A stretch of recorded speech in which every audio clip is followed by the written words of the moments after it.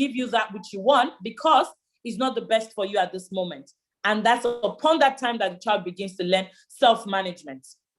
Yes. So what usually are the causes of mood swings?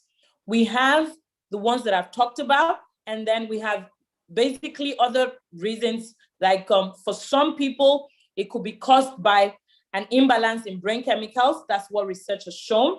And for some, environmental and social factors. You have a situation where the home or school or any other environment the child is familiar with allows the child to have their way all the time till it gets to a time where the child is consistently dictating what they want at every point in time. Yeah. So the purpose of this seminar, this parent seminar, or let me say the major focus, is mood swings that is caused as a result of environmental or social factors. And it's by far the most commonest, because the commonest rather.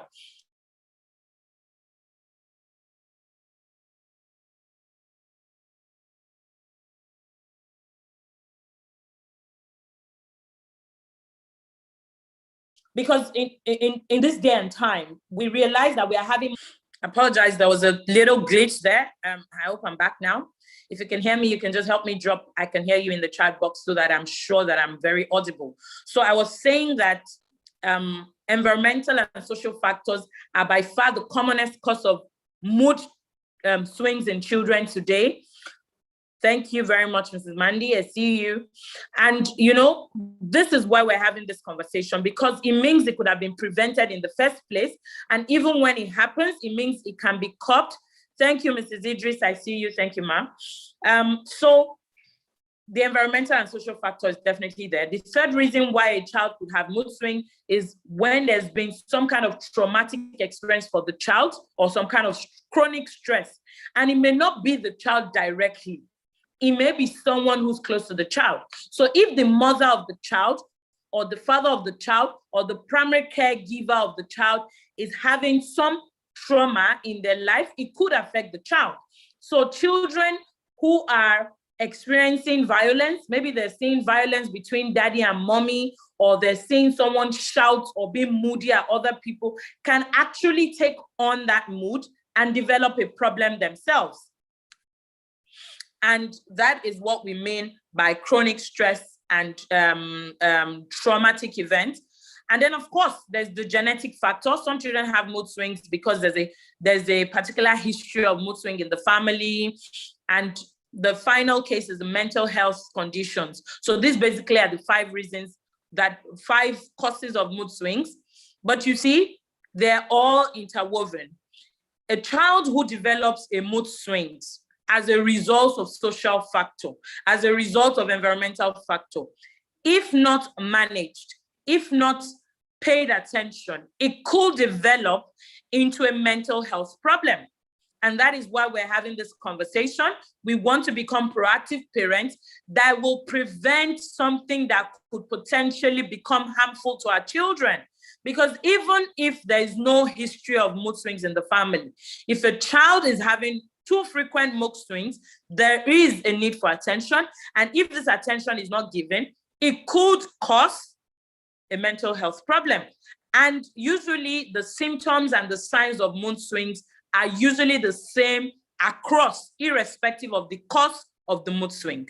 And so this takes me back to the fact that it doesn't matter whether the mood swing that your child is having is genetic, or is as a result of chemical imbalance, or is as a result of social or environmental factor. They usually present as the same thing. So what typically are the symptoms of a child who is moody too often or has mood swing issues? Number 1 is the basic erratic switch that we've talked about.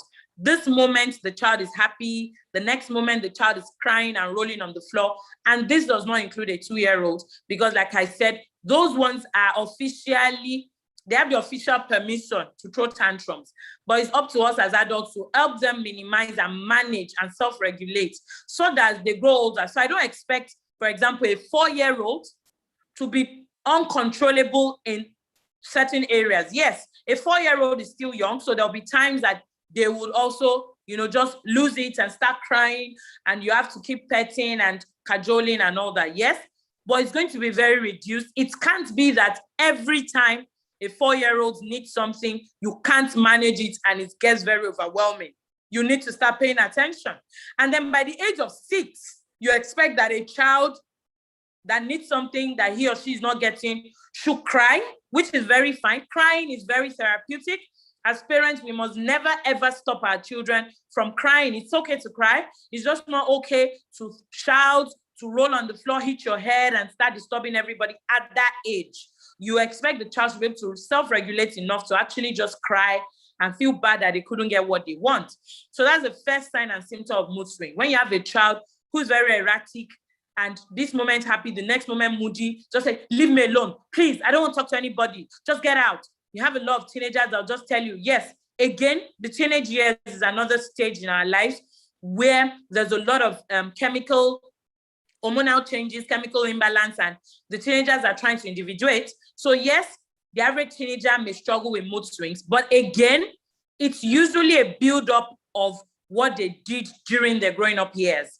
A teenager that struggled badly with mood before they became teenagers will become very extreme during the teenage years. So it means that we can actually help our children to prepare for the teenage years and minimize the mood swing issues. So yes, there will be times they'll be moody, they just want to be alone, but they will learn to politely, excuse me, I'm sorry, I don't feel good. I need to be excused. And then they can come back and say, I'm sorry for the other time, I feel better now. They can name their emotion and they can self-regulate. But we have a teenager who is lashing out on parents, get out, leave me alone, I don't want to see you, I hate you. Then you know that this child is struggling to manage this emotion. So this is the first sign that a child has mood swings, and then you have to pay attention.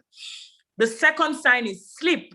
Sleep. When sleep is distorted or sleep is not normal. So what do I mean? There's a normal number of hours that children should sleep. As adults, you and I should have 8 hours sleep every day. But I can see some of us smiling, and those that have their videos off are probably thinking, 8, eh? Especially if you live in Lagos like me, you're probably struggling to do 4 to 6 hours. But the honest truth remains, it's not healthy. And you know, sometimes as adults, maybe you have work undone and you're dozing through your work and all that. And yes, this happens. But ordinarily, 8 hours, if you had the opportunity, you will sleep your 8 hours. But when I say distorted sleep pattern, I mean in a situation where there's opportunity to sleep, but the sleep is just not coming. So when you have a child, a younger child, let me start from the toddlers now.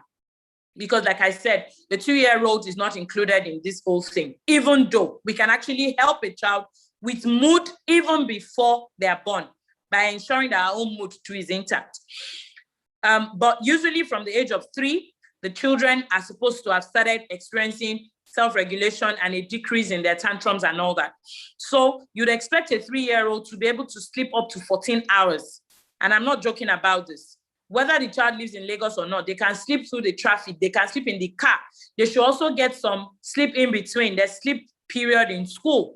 So a 3-year-old should be able to access about 14 hours, minimum of 12 hours in a day. And then as they grow older, age 5, age 4, 5, age 6, yes, the hours cutting down to about 11 hours, gradually cutting down. So the time where at around age 8, 9, 10, they should get about 9 to 10 hours daily. And then as they grow older, become teenagers, then at that time, they should get at least 8 hours, the same 8 hours that we get as adults. Now, why am I talking about sleep? If you see a child who's struggling not to be able to meet up with this minimum, if the opportunity is there. Again, I know that some children have to be woken up at 5 a.m. because they have to leave the house early because they live far away from school and all that, yes. But it had to be a situation that you had to wake up the child. And if this child had the opportunity, they'll sleep again once they're in the car. But I'm talking about a situation where it's actually bedtime and this child is refusing to sleep. And before you, the parents, wake up, the child is up again. And you're consistently seeing that this child is not getting the number of hours that the child is required to get. There is a problem. There is nothing you shouldn't worry, because again, worry will not solve that. But you need to pay attention. You need to start asking some questions. So if children are struggling with sleep pattern, there's a need to pay attention, because this could be a sign of mood swings. This is usually associated with children that are moody. The third one is the eating pattern. When I say eating pattern, what do I mean? There's also this erratic eating pattern. And I say to parents, one of the first ways that you can know that there's a problem with a child's mood or emotions, usually one of the first things you see is being picky with food. I've said it at different seminars, but some parents do not agree with me, but I'm talking about research-based findings. A child who's picky with food should be helped to be able to accommodate other meals. I tell children, it's okay for you to have a best food. It's okay not to like certain food, but it is not okay to decide not to eat a certain food because you don't like it. One of the first lessons of life for our children is for them to realize that there's some things that would not go down well with them, but as long as they're not allergic to it, they can and they should strive to take it. And the first lesson, one of the first lessons that life presents is feeding. So if you have a picky child, please, parents, do something about it. Don't threaten them. Don't force feed them. Encourage them. Talk to them. Convince them about the need to take that other food. But mommy, I don't like it. It's okay. I understand that you don't like it, and that's fine. However, it just shouldn't stop you from eating it. Just take a bit. Just take a little. Don't worry, you'll be fine. And then the child take 1 or 2 spoons and you say, good job. You did it. Take a high five. You know, would you like to take 2 more spoons? Just enough for this child to be able to survive. But then we have situations where parents will say, oh, what if the child starves? What if this? What if that? The child is not going to starve. Help your child to get used to other kind of meals, because when you have distorted eating pattern, is one of the signs and symptoms of very unstable emotions in children, which will later in life lead to mood swings and later lead to mental health problems if not well handled. The fourth one is when you have a child who's frequently complaining or frowning. Now, in today's Lagos, I'm talking about Lagos because I live in Lagos. A lot of people are stressed in Lagos. We spend several hours in traffic. And so if care is not taken, we're consistently frowning. When you look at the street and you see people walking or waiting for transportation or something, there's almost a permanent frown on their foreheads. And somehow, we are infecting our children with this. So when you have a child who's constantly frowning, constantly complaining, and I've seen this even in 3-4-year-olds. It's okay for a 3-year-old to throw tantrums sometimes, but that child cannot be complaining all the time. That child cannot be frowning all the time. You give the child chocolates and the child says, oh, but it's too small, I want more. And then you say, okay, I'll give you more, but it's not enough, it's too much. And then you give the child this bag, oh, I don't want Minnie Mouse, I want Dora, I don't want, and you find out that this child is complaining all the time. My dear parents, you need to pay attention. You need to pay attention. You need to start checking, start being observant. What am I doing? What am I not seeing? Yeah. The fifth one is misbehavior. So usually children who have mood swings will also tend to misbehave. They also tend to just doing the wrong thing. They don't pay attention. You say, don't do that. And then they look at you, they smile and they do it. And then you just think it'll pass. These problems don't just go overnight. We have to do something about them.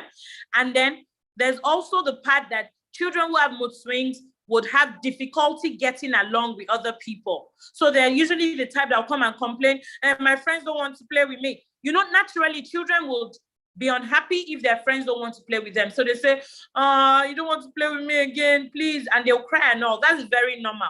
But when you now have a child who's constantly complaining about this person, this my friend, he did not give me this one did not give me that, you want to pay attention. Because again, they're being picky about people. That's why I said the first sign is about food. The first nature's answer to helping us know that a child has challenges with their emotion is food. So when you have a child who wants to pick food, for example, as adults, we all have our favorite food, but does that stop us from eating other things even when we don't like it? Well, maybe some of us do it, but again, it's not good enough for us, because people that pick food will pick people, they'll pick relationship, they'll have difficulty getting along well with people, they have difficulty in school getting along well with school subjects, and that's the last symptom. Children that have mood swings will not like school. They won't like school because they'll keep complaining. They'll keep complaining. I don't like mathematics. It's too difficult. I don't like my teacher. She did that. And you know, for a number of parents in today's world, say, your teacher did this, I'm going to. And then we go ahead to the school and we're saying, can you change my child's class? My child is not getting along well with this teacher. The honest truth is this. In life, there'll be situations where you'll be with people that you do not like. Do you have an option? You don't always have an option. So if you think you can change your child's class teacher because the child is in primary 1, when you get to the university and your child doesn't like the lecturer, what would you do? When your child gets into the workplace and he doesn't like his employer, what would the child do? When they get into a marriage and they've married their soulmates and they really like their husband or wife, and they have amazing mother-in-law, but they have one aunt-in-law or sister-in-law that is horrible and they don't like her, are they going to leave the marriage? So in life, we have to get used to not liking people, but being able to manage them. So while I'm not saying that we can't look out for our children, I am saying we can't always play the defensive. We can't always think it's about somebody else. If you have a child who's constantly complaining, can we look inwards and help that child to become better? I remember one of my children used to complain so much. I don't like this person. This teacher doesn't like me, this and that, you know? And I'll just try to give him the strength and say, you know what? Let's look at it this way. How can you, what are these things? What were the triggers? What happened? Can we look at it differently? How can you avoid this person? Rather than wanting mommy to come and fix it for you and change your school or change your class or something. What can we have a conversation? Make sure the child is not in danger, obviously, and then have a conversation and help this child to develop strategies to cope with people that they don't like. And then, of course, the last one is not liking school. I've talked about that. Not liking school, having issues with academics and saying, I don't like this subject, I don't like that subject. So that these are basically the 7 signs or symptoms of mood swings in children. Now, what can we do as parents? I know I've said all of these things, and for some of us, we are already thinking or seeing our children in some of these things across different ages. I am beginning to think, oh, is there a problem? There might not be a problem, but there's likely to be one if we don't do something about it. And that's what we're talking about next. And that takes me to my third question. Will children outgrow emotional issues? Will they outgrow mood swings? My answer is not usually. My answer is not a lot of the times. My answer is most times they won't. So we should stop assuming that our children will be fine by default. We have adults today who have very terrible mood swings. We have people today who have been diagnosed with mental health problems because when they were children, they had these daily mood swing issues that were not well managed and they escalated. And in today's world, with all the very little support we have as parents, it becomes very easy for misbehavior and mood swings to escalate. The kind of support that our own parents got when they were parenting us, rather, is way different from the kind of support we have today. The support system is very thinned out. We live in houses where we're confined and we are the ones fully parenting our children. In those days, community parenting was so effective. Your neighbor could tell your child, if I get hold of you. But in today's world, if your neighbor tells your child that you're coming to fight the neighbor, that which one is your own now? It's not my child after all. In fact, schools do not even have the power to discipline children anymore.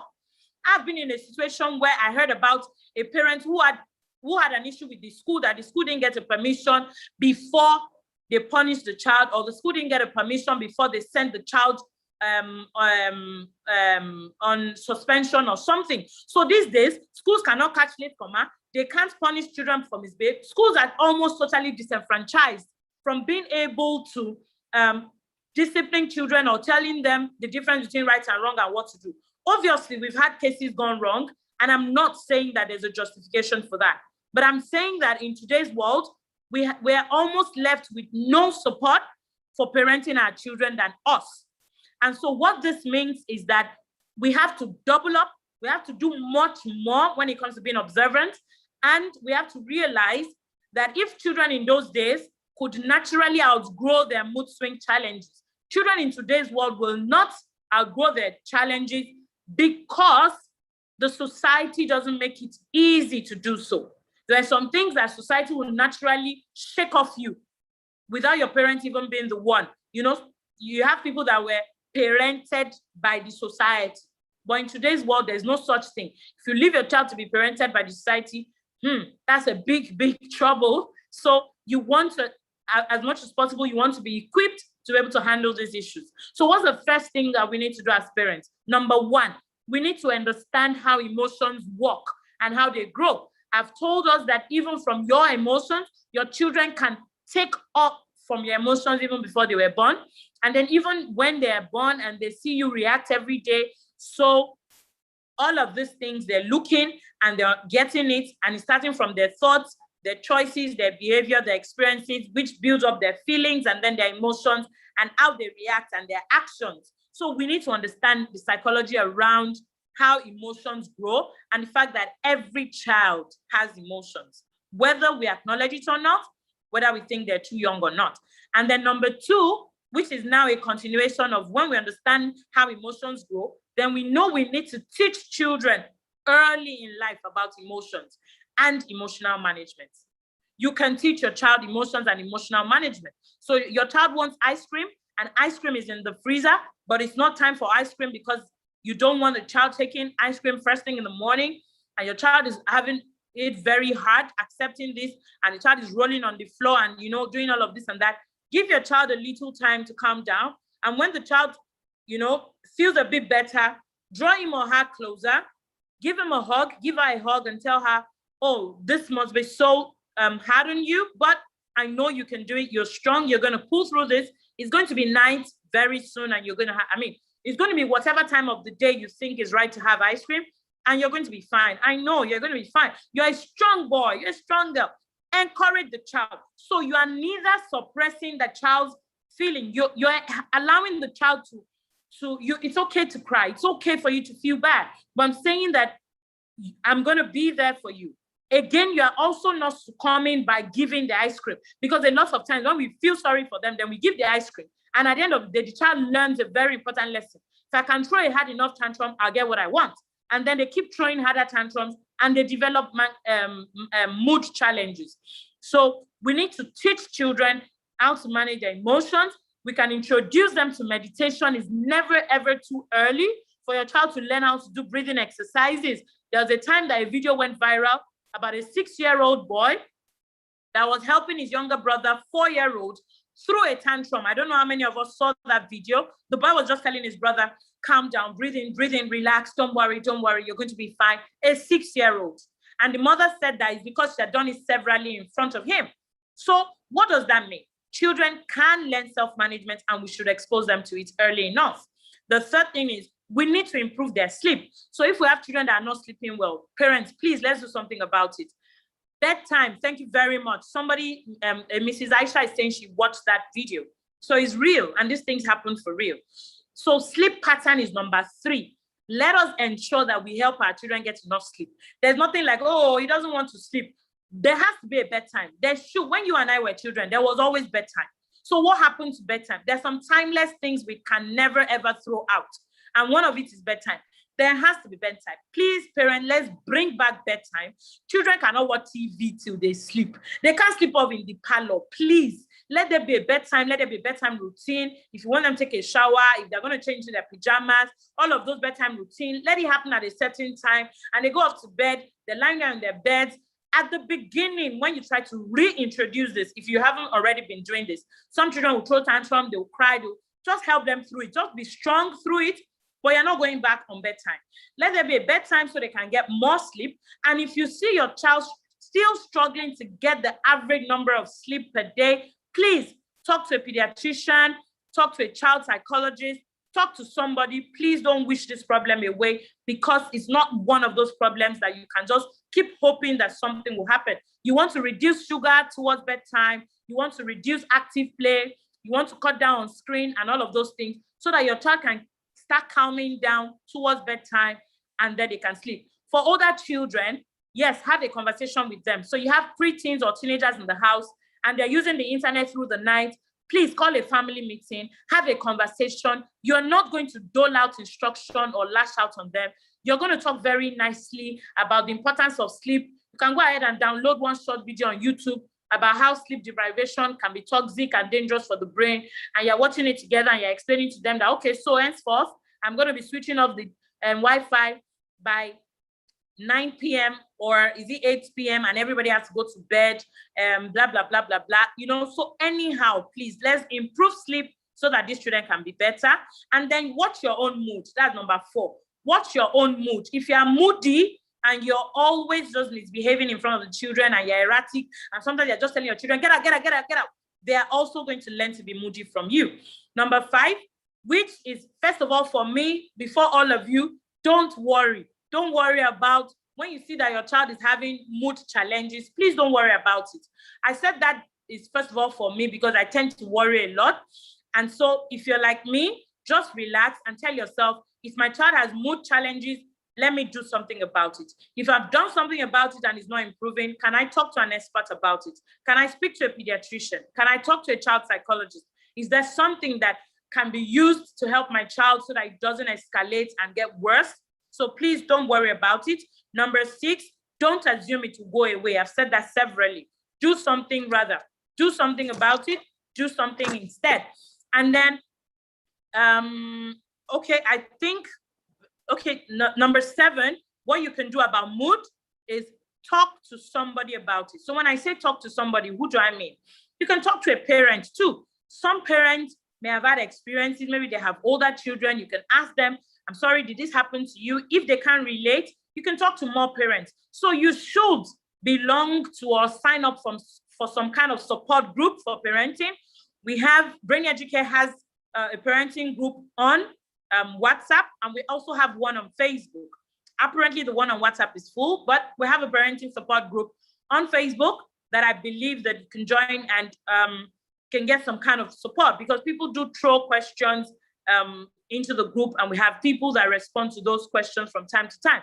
So you should speak to somebody, and if you can't find the kind of support that you think you need, please don't let's feel anyhow talking to a pediatrician or a child psychologist or even a general psychologist. They may be able to refer you to a child psychologist. There's nothing stigmatizing about speaking to someone about the fact that your child has got mood swings that you're concerned about. When your child has headache or your child has fever, do you ever feel embarrassed taking the child to the hospital? So the same way children will have physical problems with their health, a child could have problems with their emotions, and there's nothing to be ashamed or worried about. Because you see, a problem that we see today and we don't address, we don't identify, may become something tomorrow that it will now be so extreme, and then even all of the things that will be done will not be able to cure it, and then we have to go through extremes. Because when we talk about mood swings, apart from the focus has been on social mood swings, and that's why I've talked about all the solutions. But medically, we have mood swings that grow into mood disorders, and then these individuals would have to go on medication. They will have to see a psychiatrist and then go on medication, because that will be the only cure. Such people would have relationship problems. Some of them cannot even get married. We have all sorts and all sorts.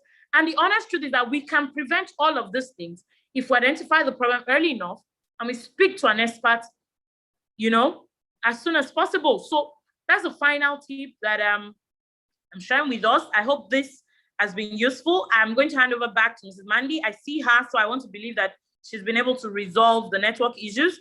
I know that we may have questions. If you have questions, please drop in the chat box, and the moderator will coordinate so that we can move on very quickly. Thank you all so very much for listening. Over to you, Mrs. Mandy. Thank you. Good morning, everyone. Can we all hear me?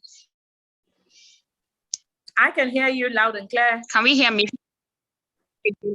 Thank you so much. Thank you, Mrs. Eniola Olajobi. That was a very insightful session. I want to say thank you for everyone who has made it for the parenting seminar this morning. I apologize for the initial glitch. We had a little issue with network. Thank you so much, Ma. I really learned a lot myself, and I'm very sure that there are people who have also learned one or two or 4 or 5 or 10 things right now from your session. So if you have any question, I actually send direct messages to almost everyone.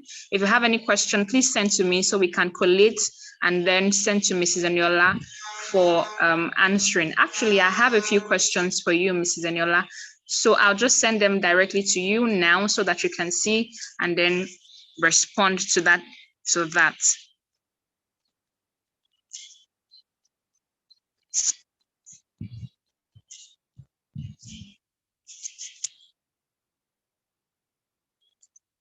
Mrs. Eniola, I just sent you a question from someone. Please respond to that question and then we can move ahead. Okay. I think it's okay to share the questions, except if the questioner doesn't want that, so that everyone can benefit from reading the question. But I'll just go ahead and read this out. This says, a 10-year-old who expresses almost all you said, though he likes school, academics only, but not sport. He doesn't like to discuss the issues, though he will say maybe by night. Is more pronounced now with change of environment. Okay, so what I get from that question is that there's a 10-year-old who's quite moody, but except that he doesn't like school, yeah? So the symptoms that I talked about, it may not be all of it that you see in a child. If you see one or two of it, it suffices for you to want to improve on it. Yes, each one of the symptoms I talked about are actually like stand alone. So when you have a child who's moody and you've changed environment, you want to help this child through it.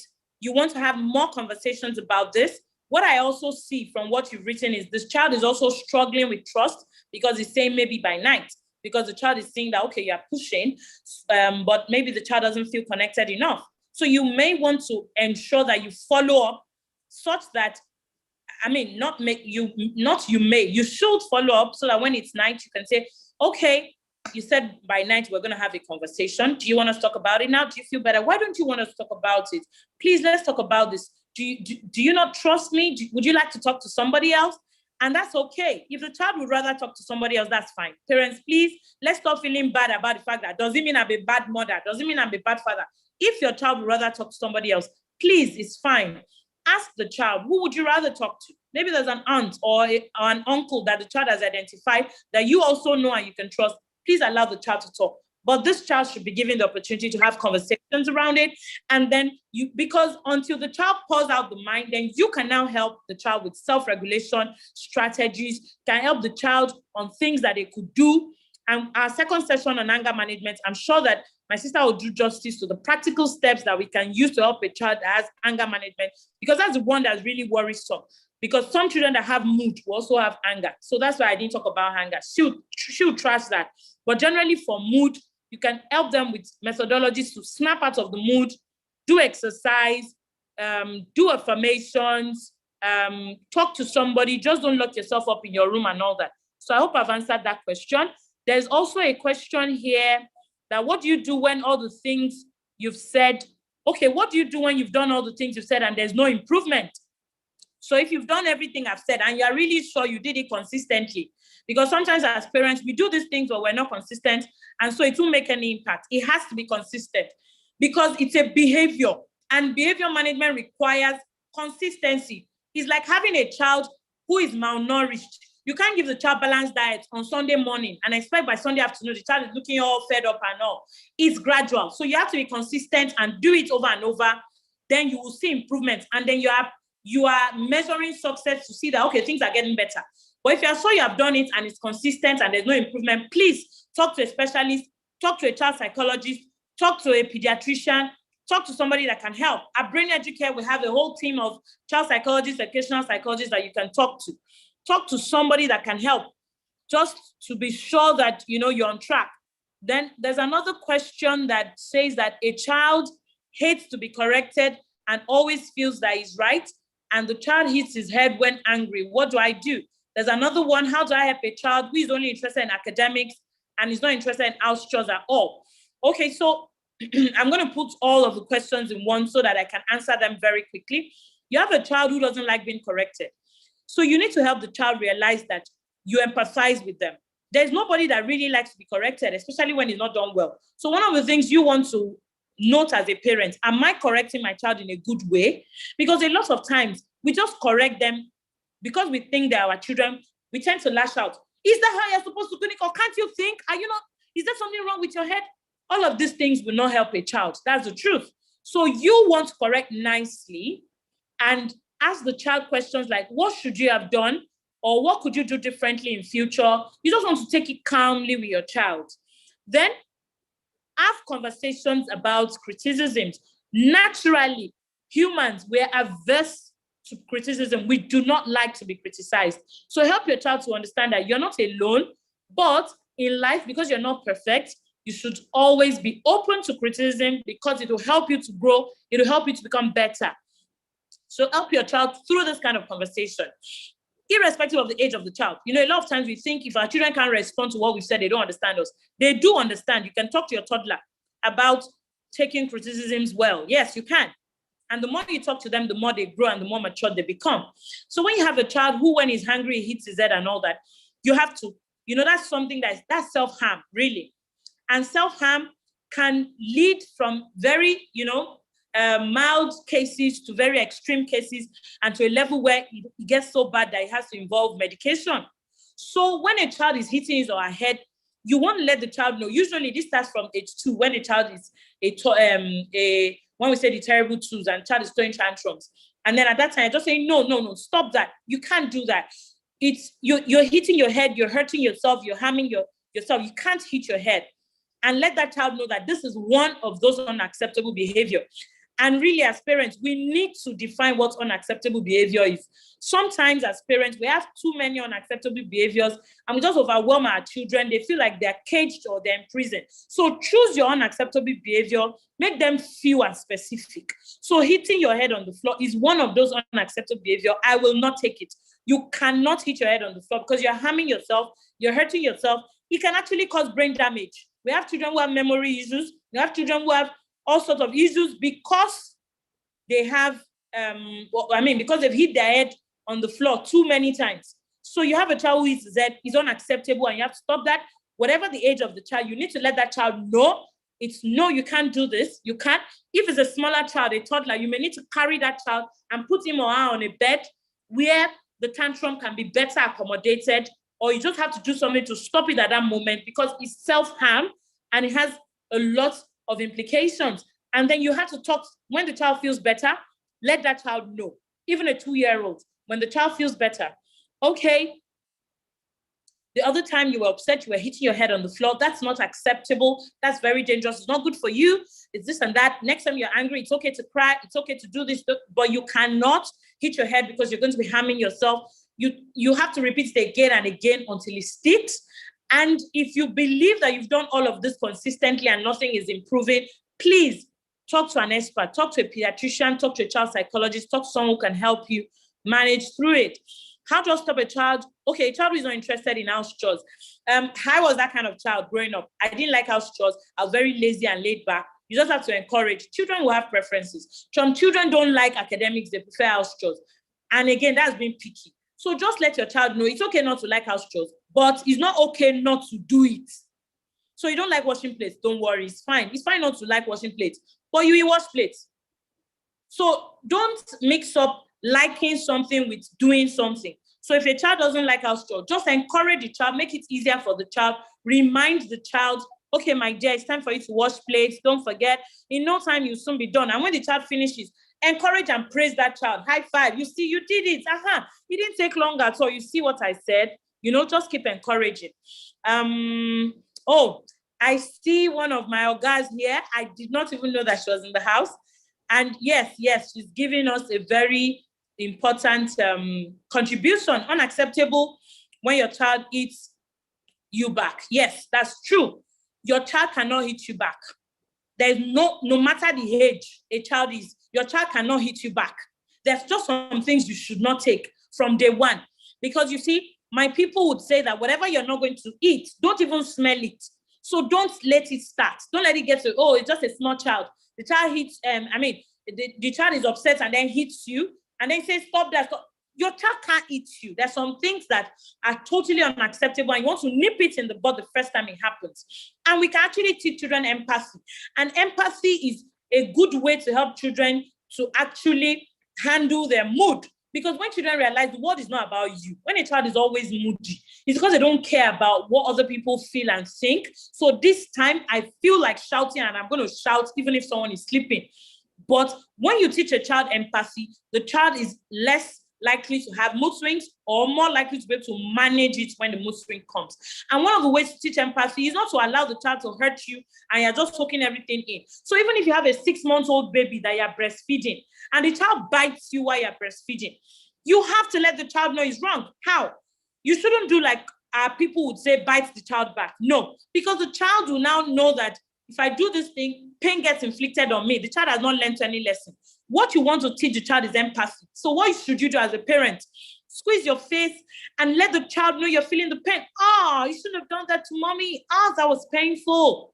The child will look at you and smile the first time. Do it again. 2, 3, 4 times. The child learns that this thing causes pain to someone I love, and the child learns to say sorry. So you squeeze your face and say, oh, that was painful. Don't do that to mommy again. Oh, say sorry to mommy. Say, even to a 6-month-old. Yes. And by the time this child is older,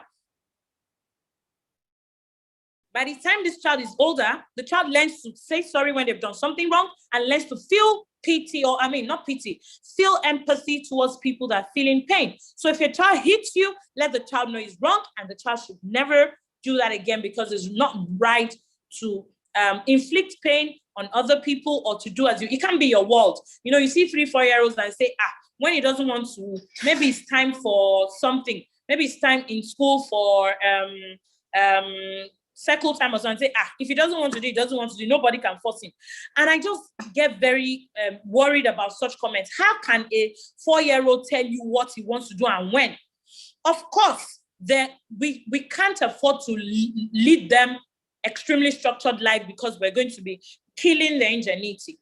But when there's a structure and there's a time for something, the child should realize this time is for this, and that is what we will do. So I think I've answered all the questions, and my time is up now. If there are any more questions, you can continue to throw them in the chat box. I will respond to them in the chat box. And I know that for some of our questions, the second facilitator will automatically answer them in her own session, because she's going to be talking about anger management and temper tantrums. And I see a question by Mrs. Moradeo, but I'm just going to hold on. I'll hand over back now to the anchor so that we can have our second session. I'll type in my response, and I'm sure that the second facilitator will also respond to questions as they come up. Thank you all very much. Okay, thank you so much, Mrs. Eniola Olajobi. Thank you. That was an amazing session. We'll be moving on very quickly to our second speaker, Mrs. Nkem. She's speaking on anger management. I have dropped our profile in the chat box, but I can still read it as well. Nkem Adeniro Adedokun is the secretary of the Association of Nigerian Educational Psychologists, an associate educational psychologist at Brainy Educare. She has a background in educational psychology at postgraduate level from the University of Lagos, Akpoka. Mrs. Adeniro Adedokun is also the founder and maternity consultant at the First Time Moms Academy, an online support group for expecting first-time moms. The Academy educates, supports, and prepares women pregnant for the first time towards their baby's arrival and early motherhood. She's a Goldman Sachs Scholar, that's Enterprise Development Center of Pan-Atlantic University. She's a Vital Voice Grow Fellow, that's Hillary Rodham Clinton and Madeleine Albert Initiative. She's also a Tenui Elumelu Foundation alumni, and she's also an IWOW alumni. She's married with children, and she's going to be here today teaching us about anger management and how to help our children who have anger issues to manage that emotion. I want to welcome Mrs. Nkem. You're welcome, and thank you for being here with us. Over to you, Ma.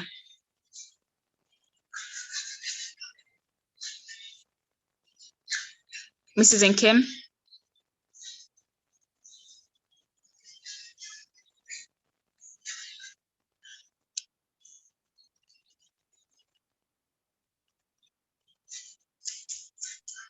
Okay, good morning, everyone. Can you hear me now? Yes, we can hear you. Good morning, everyone. Like I've been introduced, my name is Nkem Adeniro Adedokun. I won't go into all the other introductions. Mandy has done a good job. I also want to thank my colleague, Mrs. O, like we call her. She has really broken down almost everything, like an intro to what I want to say. She has really done a very good job concerning mood swings. I'm going to be focusing on anger management because I I find out that a lot of parents, even for our own self, we find it difficult to manage our own anger. Not to talk about children, because the way children express their own anger is totally in a different level that sometimes we find it very frustrating to manage. I want to start by saying that, like Mrs. O has already told us about mood swings. When this mood swing comes, it shows in different ways. The child can express their mood swings in different ways, of which anger is one of them. I think that's one of the most prominent ways that children express their feelings, particularly when their moods are changing. One thing I want to let us know is that when it comes to anger, we see anger in a negative light.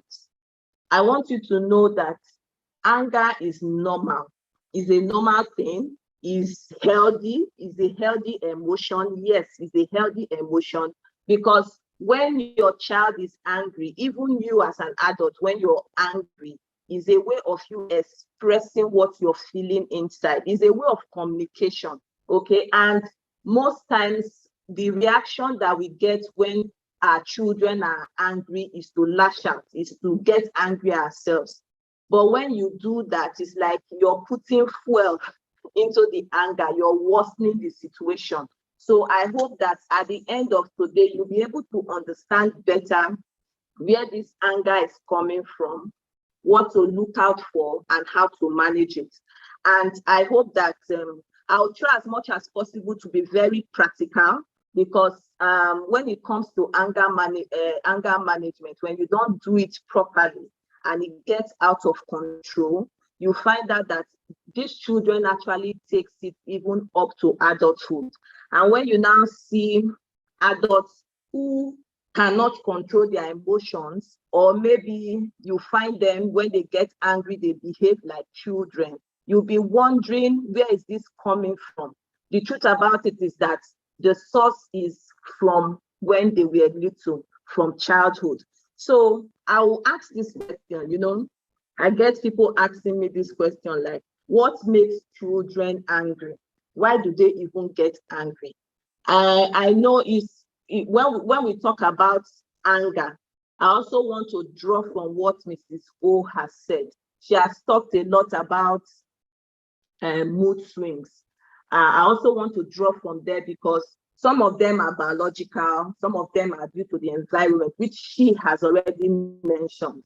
Okay, so I'll start from talking about infants. I'm going to talk about all the different ages, but let me start with infants. I know some of our parents here, we have infants, because I know some of my support group members are here. So I also want to start from there. When you see that sometimes your infant just screams or just latch out or kicks away their bottle, or like Mrs. O has said, will just bite you on the nipple and all that.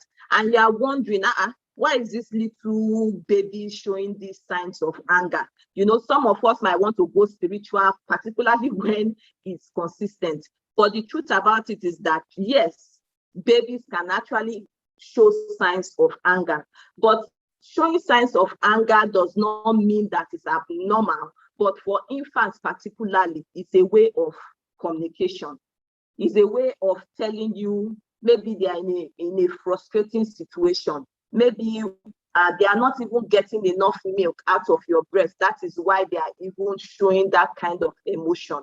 Okay, it might even be, okay, maybe they are teething and they're actually using your nipple to soothe their gums. That's why sometimes when they do it, they get carried away, they pull your nipple, you hit them, they get angry, they start exhibiting all those kind of emotions. Sometimes maybe they are uncomfortable and they start showing, kicking themselves, pulling themselves. Like, I have a young niece who I'm also taking care of. She's about 7 months, and we just noticed of recent that sometimes you'll be carrying her and she will just scream and jerk back, or she will just get angry and cry. And this has been happening for, like, say, close to a week. And I was like, okay, what exactly is causing this? And I found out that most times it's either when she's wet, you are carrying her on your side and she's feeling uncomfortable. So, or maybe she's hungry, or maybe you're feeding her and she's not getting enough milk from the bottle, so she will just lash out. So we now got to understand that she's just trying to communicate with us. So that's why I'm saying that sometimes when you see these signs of anger, don't really go out to start feeling worried, or you yourself start getting angry. Try to go to the root source. That is one. If we go to toddlers, let's say we're talking about toddlers. Now we know that toddlers, they like to move around. That is the time, like Mrs. O have told us about the 2-year-olds, how they behave. Like if you have a toddler, you find out that they're always throwing tantrums, they are always getting angry. You see them sometimes, they are playing. At one point, the next thing, their moods have changed. They are angry, they start throwing their balls. That's why it's even advisable at that age, you don't get solid materials for them to play. You get soft toys like foams, cloths, so that even if they get angry and exhibit such anger, they throw it, they will not injure themselves. But back to what I was trying to say. When they start doing all those things, I know for parents, it becomes frustrating to us at times, and you want to start hitting them. But the thing there, I still go back to the fact that you have to calm down and acknowledge, where is this thing coming from? I would like to explain a scenario, that some of us are familiar with the Maria Montessori method of teaching, okay? And there was this method that she talked about called the circle of activity. And when I got to learn about that circle of activity, I saw that indeed it is true. I will explain this, what the circle of activity means for a toddler. You know that okay, let me break it down. What a circle of activity simply means is when a child is trying to do a certain activity. Let's say your toddler is trying to climb up the stairs, and you know that that child might fall, okay? Or you are scared that the child might fall, and you quickly go pull the child back.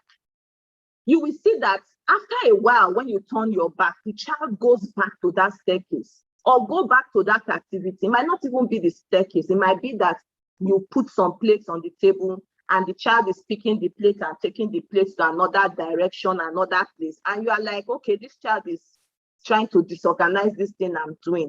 And you keep on disturbing the child from completing that activity. At some point, you will see that the child will probably just latch out in anger, maybe just start screaming or start kicking. And you yourself, you will get angry, because from the point of view of an adult, when you are looking at the reactions that that child is making, you're thinking that, hey, you're trying to disorganize what I've already arranged. That's what your own brain as an adult is telling you.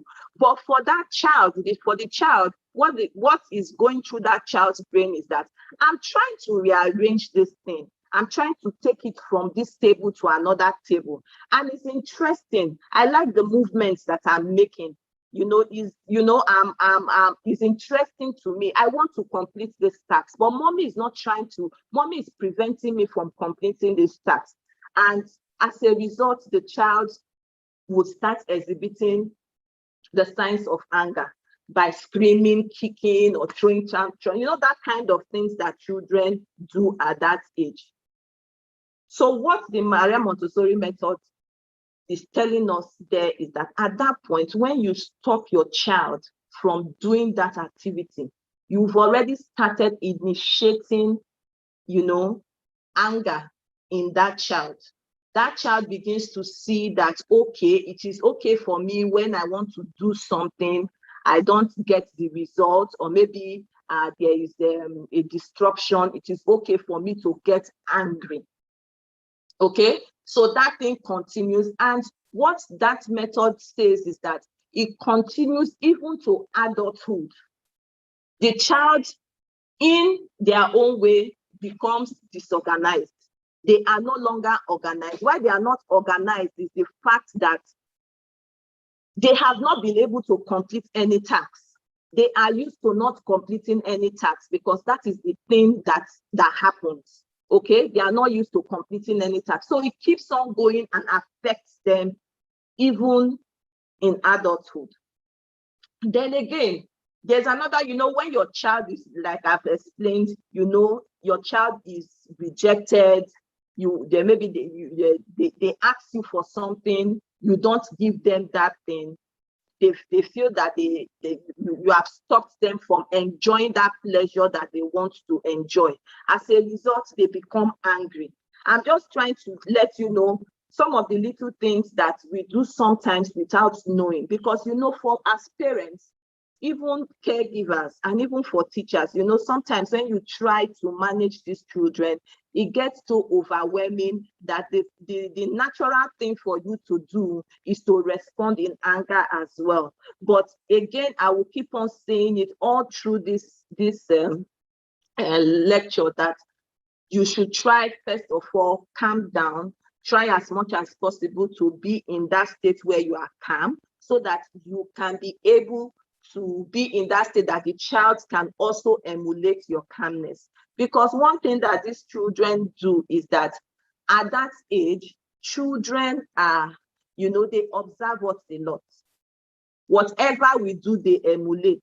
We are like role models to them without even realizing it. So we need to pay conscious efforts to be in that mood that our child will be able to replicate.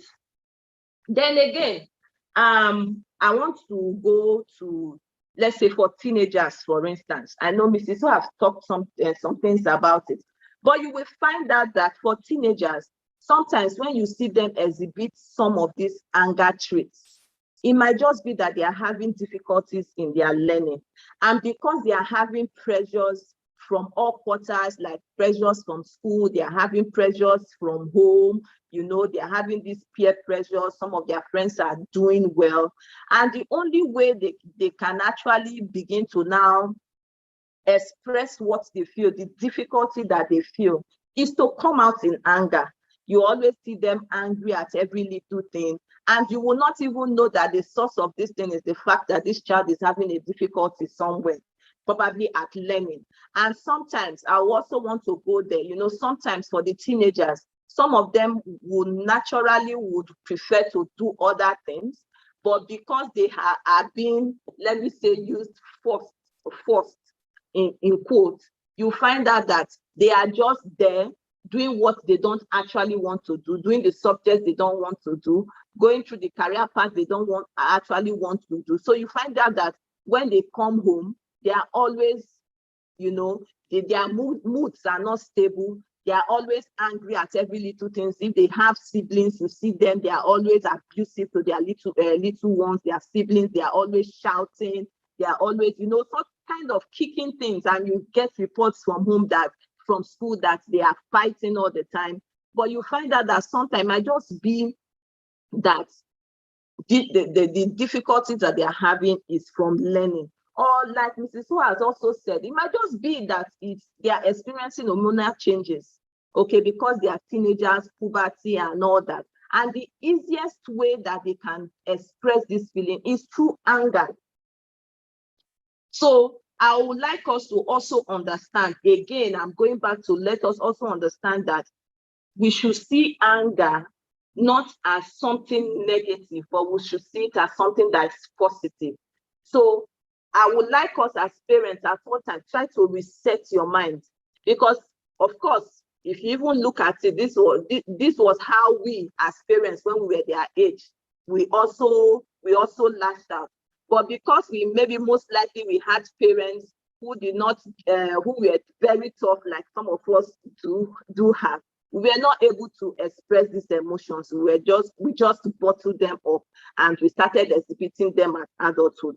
But the truth about it is that parents at this time and age, the kind of children that we have now, even if you think your 4-year-old cannot make a decision or doesn't have a right to be angry, you will be shocked what your 4-year-olds can say and how your 4-year-olds can be able to communicate their anger. So we should try to look for a way, to relearn what we have already been taught growing up.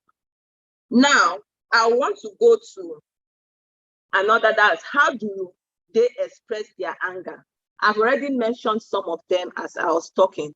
I'm trying to not to be too using too much of psychological terms, educational terms. So I'm trying to break it as much as possible so that I will be able to drive home this message.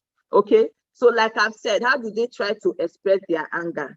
Like some of them throw things, they break things. I remember when I was young, let me use myself as an example. I remember when I was young, I'll probably be, say, about maybe 10, they're about 9, 10. And I remember that I loved watching TV. I watched watching TV. So I remember that anytime my mom tells me not to watch TV or not to do something, and they tell me go and wash the plates, because I never really liked washing plates. When I get there, I don't know how it happens. I will just transfer all my anger on the plates. And the next thing you start seeing are glasses breaking. I don't know. Sometimes it's not as if I do it intentionally, but I just find myself breaking plates, breaking glass cups. It's like I'm transferring that anger on that thing. And our mothers of those days, the way they understood bringing up children, tough, in a very tough way. What will I get? I will get more beating. Okay?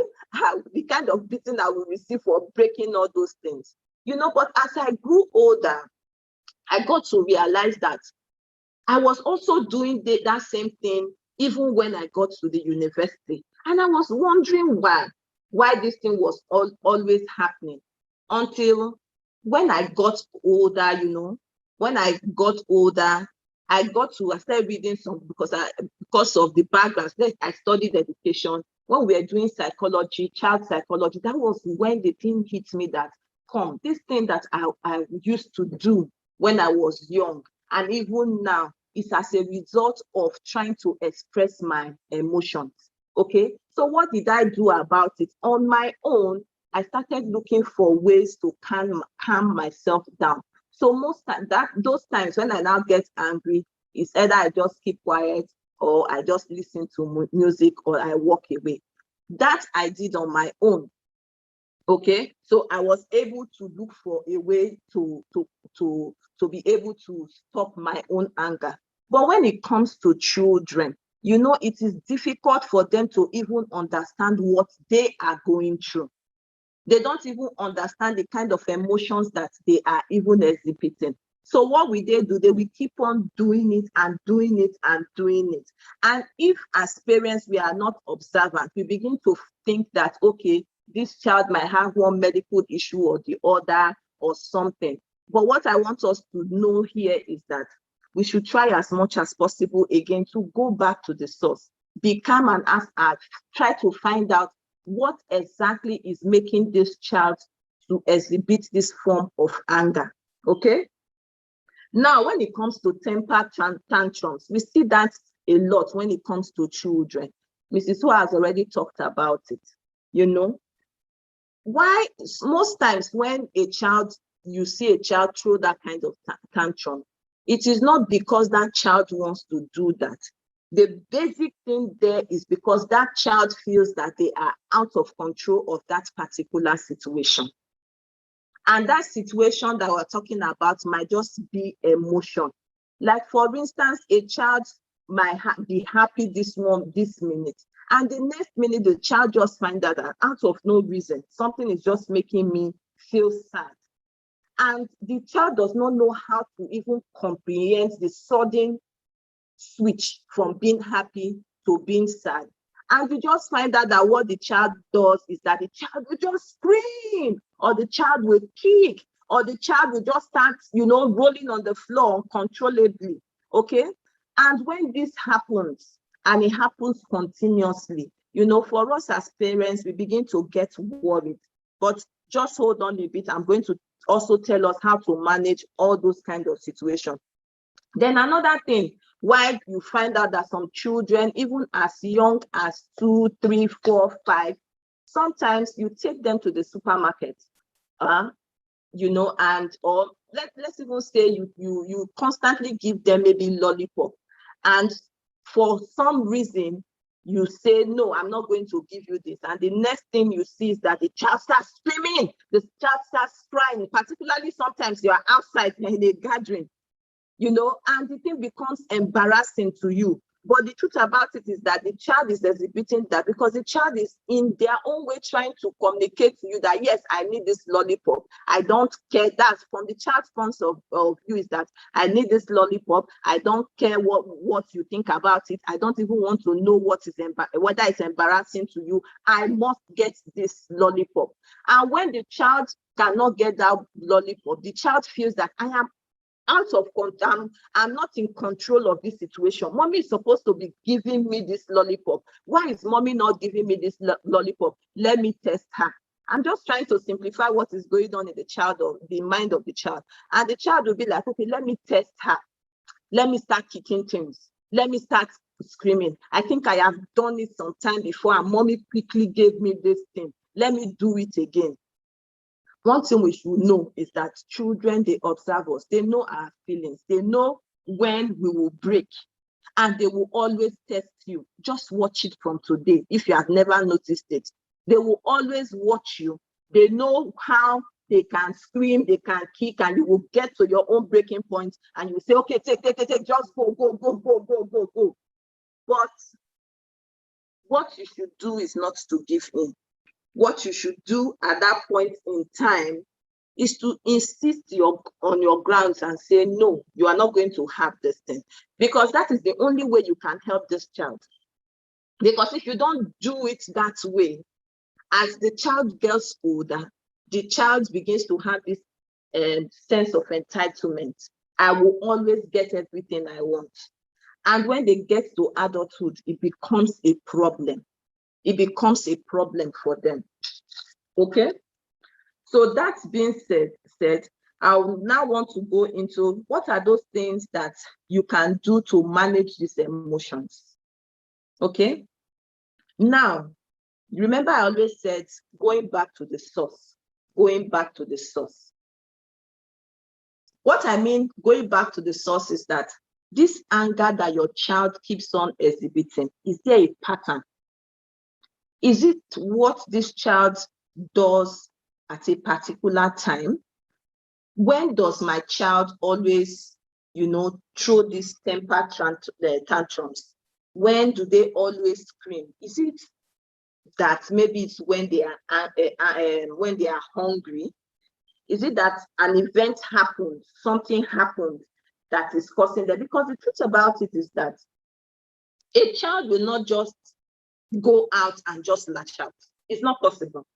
The child will just go out and just lash out and just be angry. Yes, I know that there are mood swings. Yes, some of these mood swings, they cannot control it.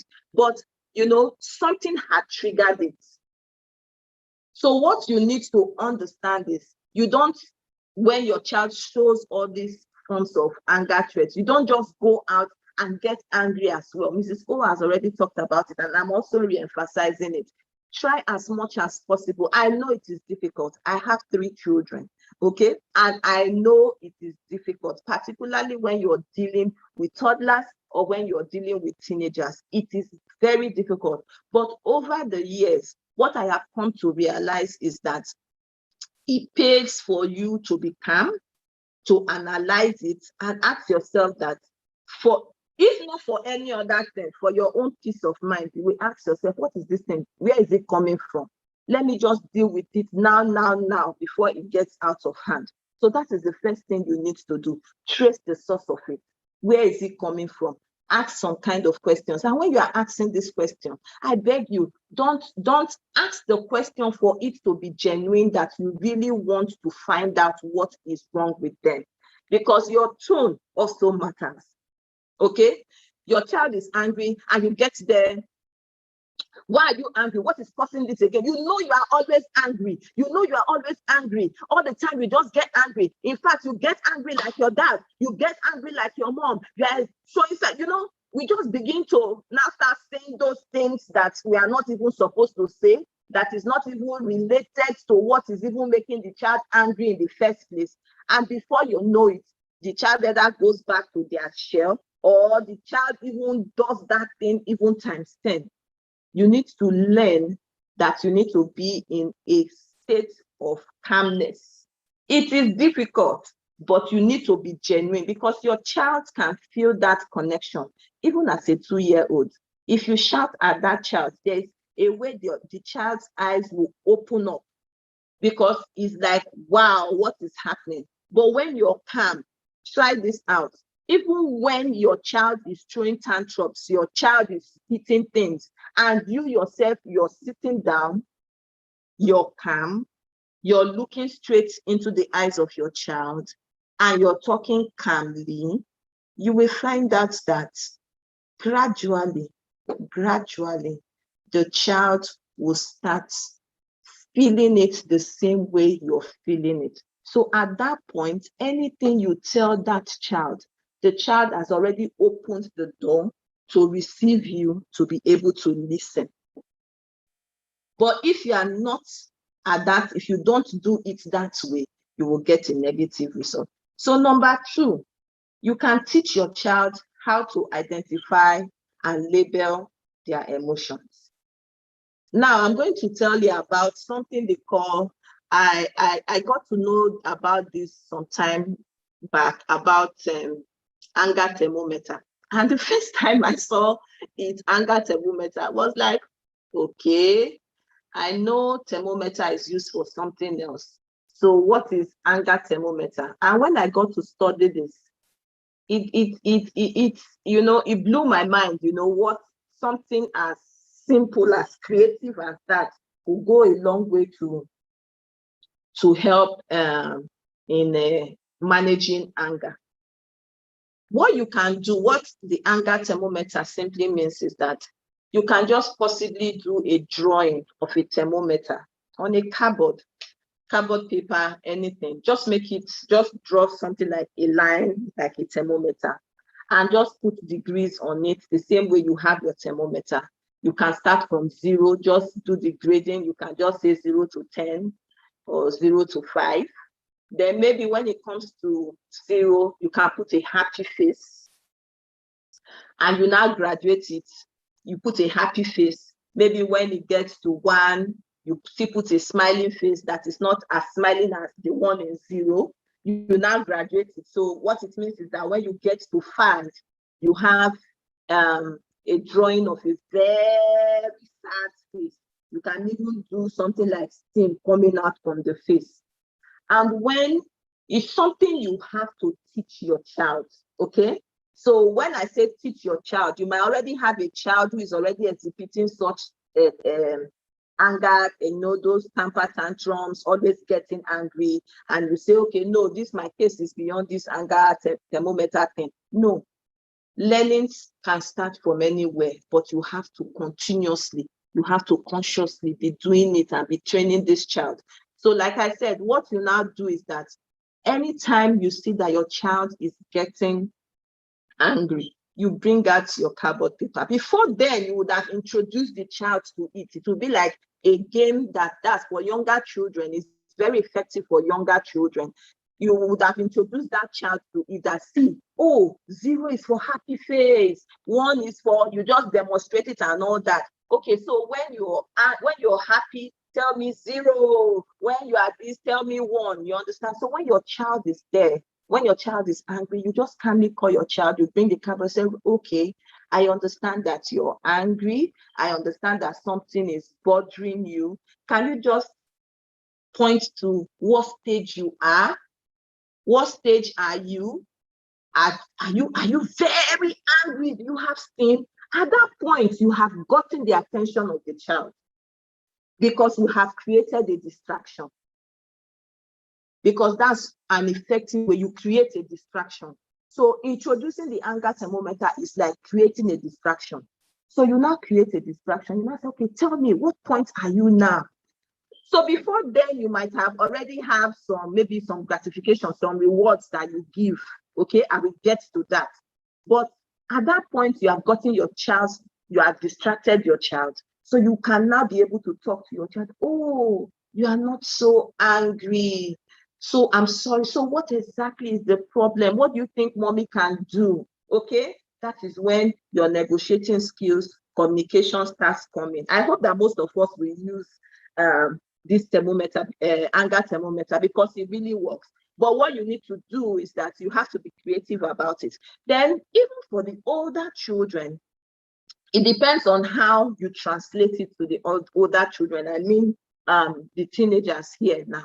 It depends on how you translate it to them for them to understand, okay, at their own level. So to a large extent, it can also work for them.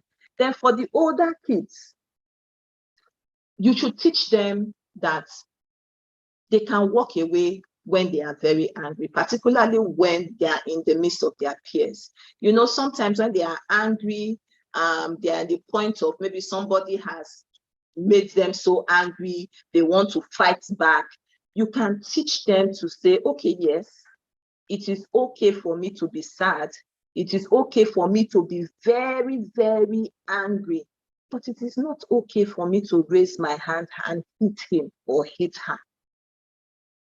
This is something that you have to put into the activities that you do with your child regularly. I know that some of us are already in that point that it is happening already. So what is the solution? But I also want to encourage you that whichever points that you are, you can start gradually. The basic thing there is that you need to create a connection. Your child needs to know that you are genuinely concerned. What a teenager wants to know is that you are concerned about me. You are not going to judge me, or you are not going to judge me from what I'm saying. You're going to listen to me. Because most times what you hear teenagers say is that my parents don't listen to me. My parents don't understand me. So, you know, sometimes we don't key into those little things. We don't listen to those little things because we just feel that, who is this child for this child to now be saying, I don't listen to them? Who are you? You need to be in my generation. Hello, your child is not in your generation. What things way back? Your child is in the era where they talk, they communicate, they express themselves in this new age. Okay, so you need to, as a parent, to relearn, reset your mind and know that, come, old things, begone old things. Let me start learning new things. Okay, so you have to teach them at that point, it is okay for me to be angry, but instead of me to raise my hand and hit this person, I need to walk away. Walking away does not, and you have to also reassure your child that walking away does not mean I am weak. Walking away means I am wiser than that person. I have control over my emotions. I have control over my anger. So you gradually start teaching this child how to control their anger.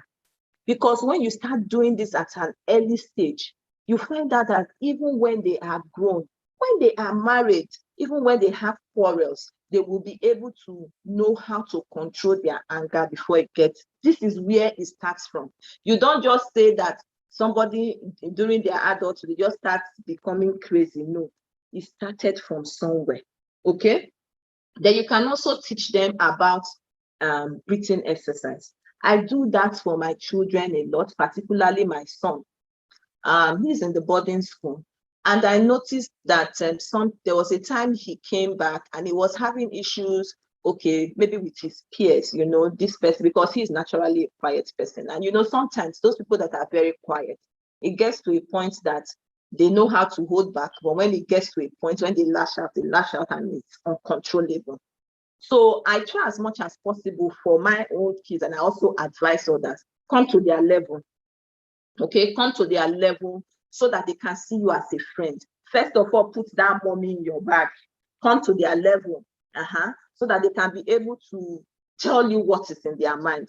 So I got to realize that, okay, some of his friends used to say some negative things about him. And the first thing that I taught him two things. I'm going to say that. The first thing I taught him was that whatever your friends are telling you that gets you angry, is it true or is it false? So for instance, they tell him, you are not tall enough. You know, some of all these little things gets to the child, and the child starts thinking, they say, does it mean I'm too short? Does it mean I'm not developing normally? I'm talking about a teenager now. Or you are not this. And I told him, or they now insult him and tell him you are mad, you are crazy, this, that. And that really gets to him. You know, when it gets to what really gets to him. And I told him, and I said, come, my dear, are you crazy? They are saying you are crazy, right? Are you really crazy? He said, no, mommy, I'm not crazy. And I say, are you short? He said, no, mommy, I'm not. I don't say, okay, your dad is tall, I am tall. What does it mean? It means that you will be tall. You might not be tall now, but you will get tall later. So I taught him how to analyze those kind of, if you know you are not, open your mouth and just tell them that I am not mad.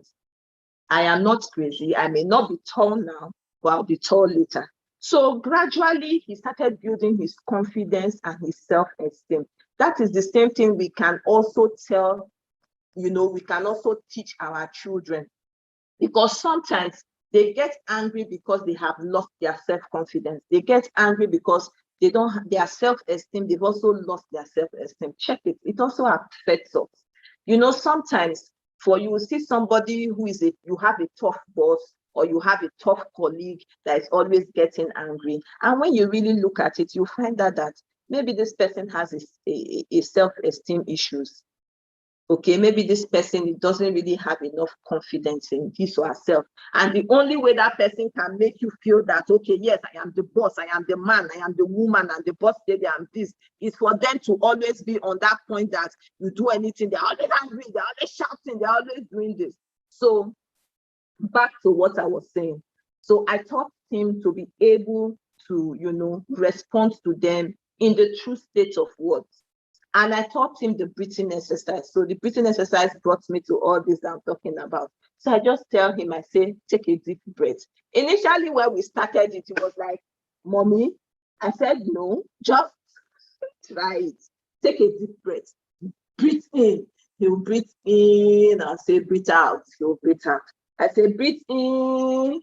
And I'll say, breathe out.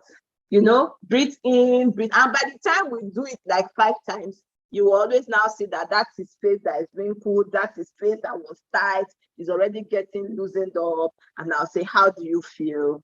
He'll say, I kind of feel better, you know. Then we'll now start talking about the issue. So those are the kind of things that you need to do.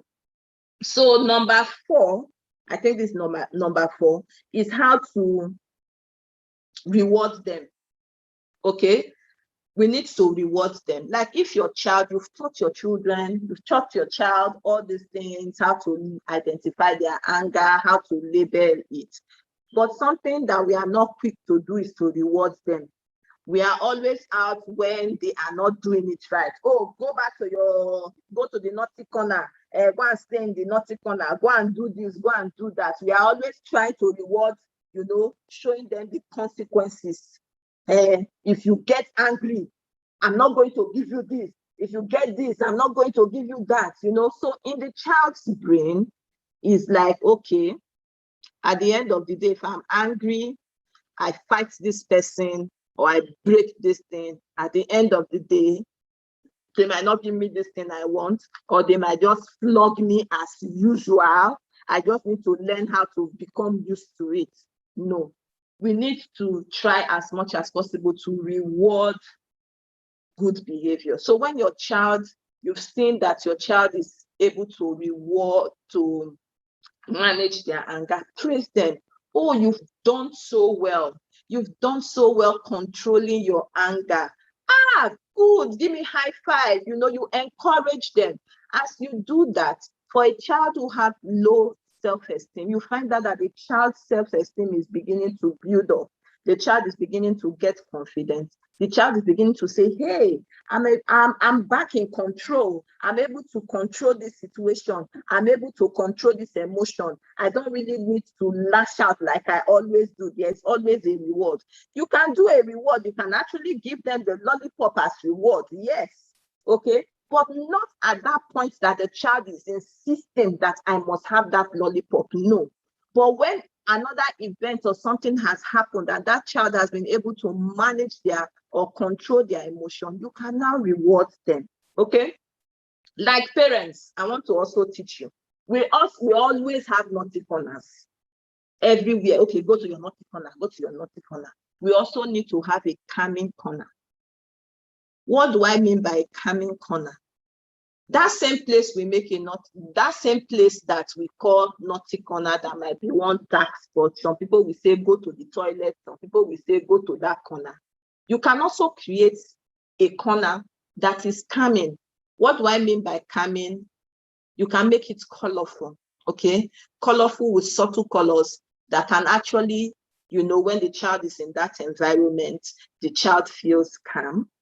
You can even get a toy. That's another form of distraction, okay? I'm also teaching you things that you can do to distract that child remove that child from that state of being angry, from that state of throwing things and screaming and shouting, to another environment that will make the child calm down and say, oh, there's a toy here. Oh, I think I can see this there. I think I can see that there. Okay, maybe I should play with this toy, so you have distracted your child, okay? So you know your child better. Sometimes when we suggest all these kind of things, we say it randomly, okay? We just generalize, but you know your child better. You know one or two things that you can do for your child, or you can place somewhere for your child that your child will see and your child's eyes will light up. It might just be your child's favorite toy is in that calming corner, okay? So when your child goes there, say, oh, my toy is here, this is here. So you've been able to distract your child. So I want you parents also try that. I also have a naughty corner. Yes, even for my youngest is 9, but there are times I say, okay, I think you need, so there are sometimes we just say, time out, go to this place. That is when we do our timeout. I'm still going to talk about that, okay?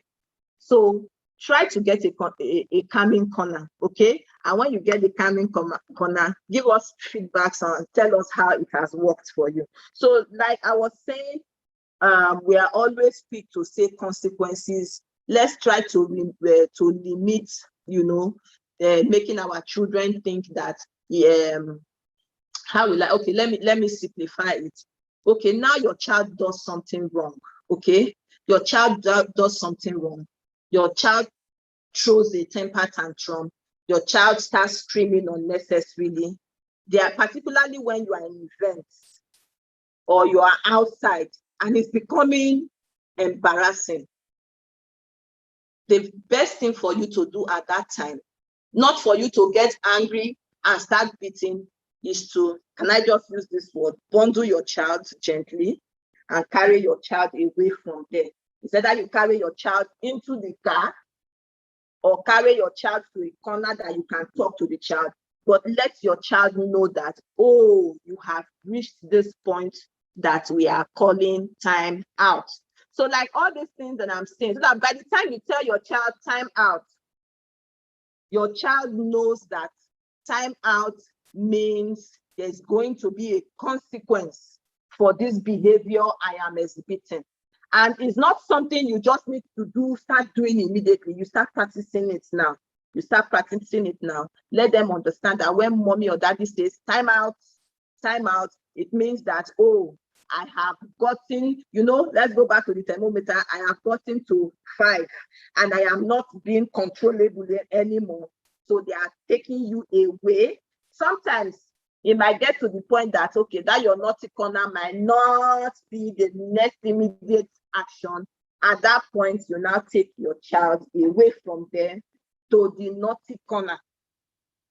So when they are not calm enough, you now take them back to the calming corner. So it is a process. You know your child. You know your child, but you must start from the subtle, from that soft angle, that soft point. Okay, I hope we understand that. If you have any question, just put it down. Then finally, I'm going to be talking about negotiation. When it comes to negotiation, I find that a lot of parents have issues with negotiating.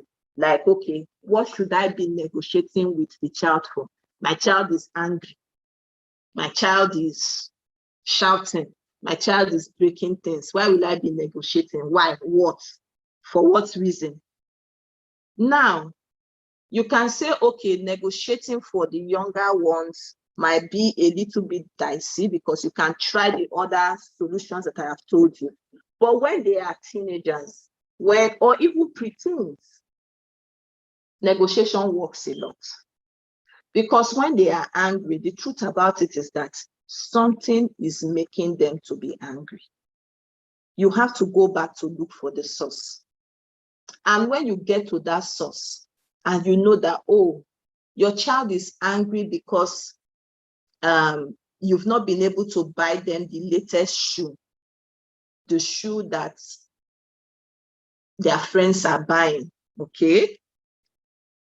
You've not been able to buy them the new released video game, okay? You know, I'm just talking about some examples. Sometimes it might even just be a dress that is making your teenager get angry. Or maybe your child says, okay, I want to go for a sleepover. Okay, you want to go for a sleepover to somebody that we don't know very well. Okay, and your child gets angry. Mind you, for that child, the goal for that child, and while your child is getting angry, and your child is behaving in ways you cannot understand that of anger, is the fact that, hey, I want to go for a sleepover. Mommy is not allowing me to go for a sleepover. Their brain is not understanding any other thing. But as a parent, as an adult, you have already gone through that before. You have already processed it. You've already kind of seen the end from the beginning. But because you have seen the end from the beginning, does not mean you have to impose it on that child that don't, you must not go for this sleepover. How will you go for sleepover? You have to get to the point where you need to negotiate. You have to communicate. Okay, you want to go for sleepover. What is it for? You know, okay, come, let's negotiate. If I ask you, be asking questions. If this and this and this falls in line, me as a parent, I will do this and this. Oh, you want the latest PS4? Fine, no problem. In your exams, me, I do that a lot, so that's why, and it works for me. And I also teach. So you know what works for you. Okay, and I say, you need to get this. Okay, mommy, I need to get that. Okay, what if I don't get A and I get B? I say, we are negotiating now. You do your own, I do my own. And you find out that even when I call and I say, mommy, I did so well in this, so I am hitting my goals. You know. At that point, you've been able to resolve something. You've been able to negotiate. And when you negotiate, genuinely with your child, you find out that next time your child comes to you, negotiating does not mean imposing. Okay, remove your mind from the fact that you need to always impose. You need to be, the all and all. When you say it, that is how it is. No, I know we learned that. I know growing up, my people will say, who born you? Yes.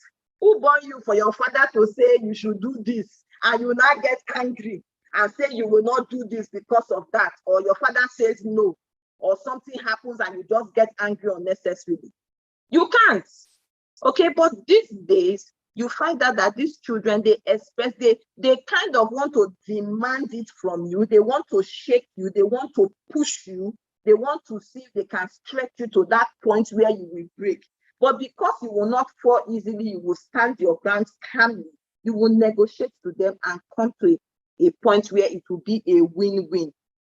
You see, this issue of parenting, it has to be a win-win. It has to be, you have to come to a middle ground, particularly when you're dealing with the older ones. Even when you're dealing with the younger ones, you need to also get to the point where your child will always come to you and understand that, okay, mommy will get to this place, I will get to this place, okay? Then, okay, did I say finally? Okay, this is finally, sorry. Okay, now for parents. I want to tell, for parents, we already have children some of us, we have children that right now we cannot even manage the way they get angry. We can't even manage their mood swings. Like I said, for teenagers, you can to an extent understand the fact that they are having hormonal changes. It is normal for them. They are having peer pressures.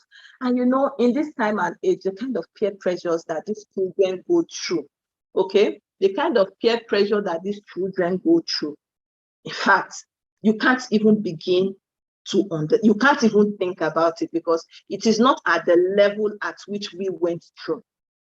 So many things that they are thinking about, so many things that they see from their friends that they feel. But as a parent, you know, as a result of that, they begin to exhibit this kind of emotional behaviors. You know, their emotional health starts becoming unstable.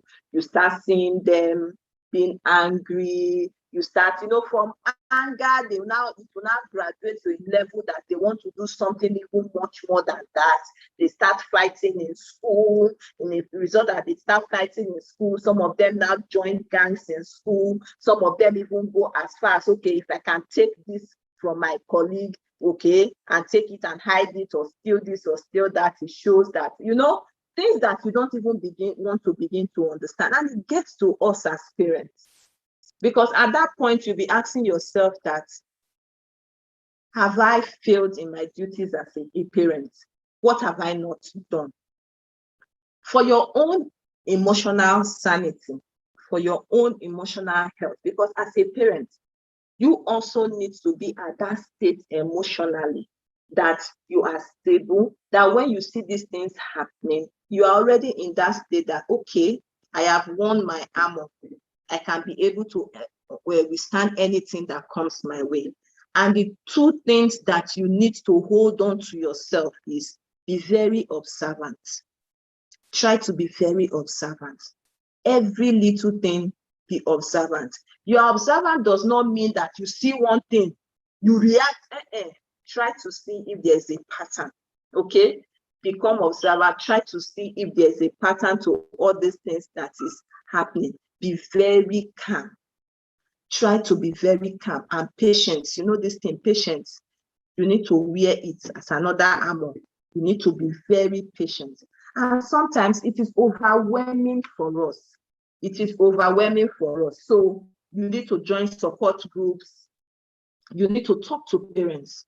Talk to, when you don't join support groups, please join support groups that you know you can share things without you being judged. Like I always say, there's a lot of support groups everywhere, but please join support groups that will help you. Like Mrs. O has already said, we have support groups in Brainy Educare that can help you. Okay, try to reach out, talk to parents, talk to trusted friends, talk to experts, talk to your doctors. Don't put it inside, bring it out. Like she has also said, the truth about it is that they don't write it on your forehead. Try as much as possible not to feel that because you are saying this is what is happening or you are going through, people will start seeing you as you are weak. No, it shows that you are wise. It shows that you want a solution. Okay, so at this point, I hope that I've been able to give you some things here and there that will help you manage your children's anger. And if you really look at it inwards, you can also see that some of these tips will also help you as a parent to manage your anger. Thank you very much. So if you have any questions, please let me know. Thank you. Thank you, everyone. Thank you so much. Thank you so much. That was an amazing session. Again, I learned a lot of things. Thank you. We really appreciate your presence here. There have been some questions. I dropped some questions in the chat box directly to you. Please check them so that you can answer them directly. Okay.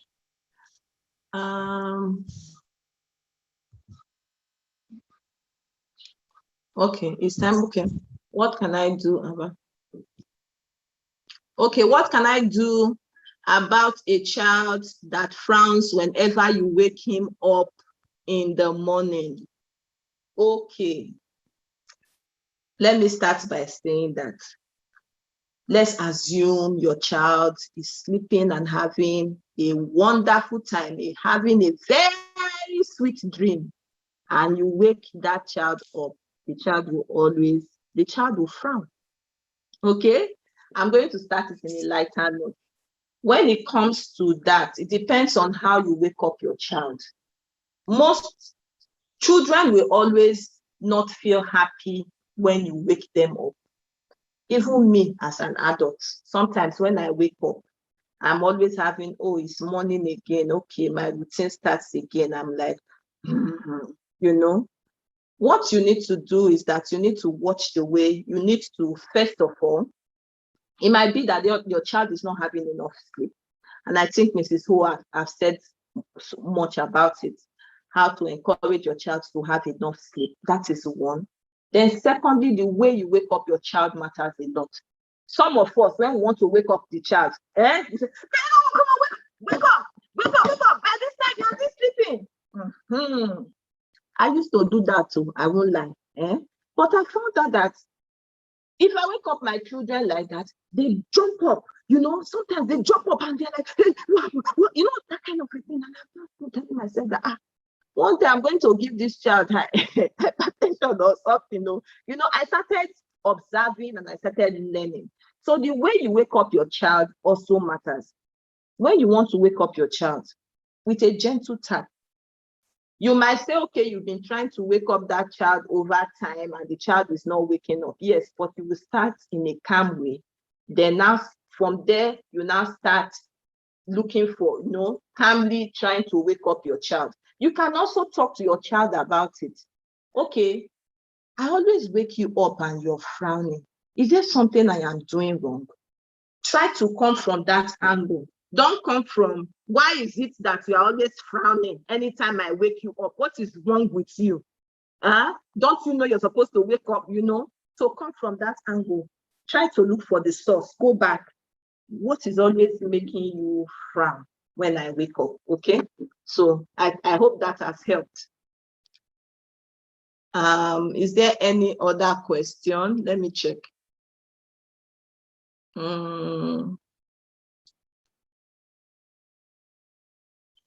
Hello, okay. Maybe if it's in the general, hello, can you hear me? Yes, wow. Ma'am, we can hear you, ma'am. Okay. Maggie, the questions, so many questions are coming in. I'm seeing so many things, so it's difficult for me to now trace some of them. Okay. Okay, question. I can read questions. Let me read the question. Okay. There's a question here that says, it says, please, regarding the instance of a toddler that throws and kicks things around when angry, when is it okay to beat that child, or do we remain calm all the time? It is a process. It is a process. So you have to remain calm for a period of time.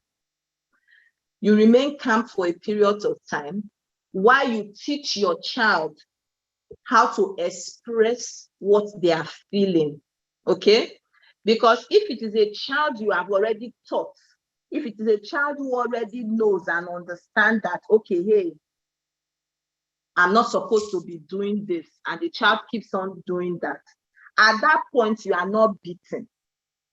Because there's a way you will beat a child that it becomes a norm. It becomes what that child is used to. The child now sees it as a reward. Okay? And that reward here, we are not seeing that reward as being positive. We are seeing it as negative. So when that child sees that reward as being, okay, I can afford to do this, and at the end of the day, I'll be beaten. I think beating is fine. So because it's a process, in that process where you're being calm, you're introducing your calming corner, you're introducing your thermometer, you're introducing other things. And let me also put it here. If you are very observant, you yourself as a parent, a father or a mother, will be able to creatively know the things that you can do to get your child to that calm state. Sometimes what we teach you as experts is for you to also go back inwards to be able to look at the situation and say, okay, I know my child. What do you think out of what I have learned, I can recreate to suit my child?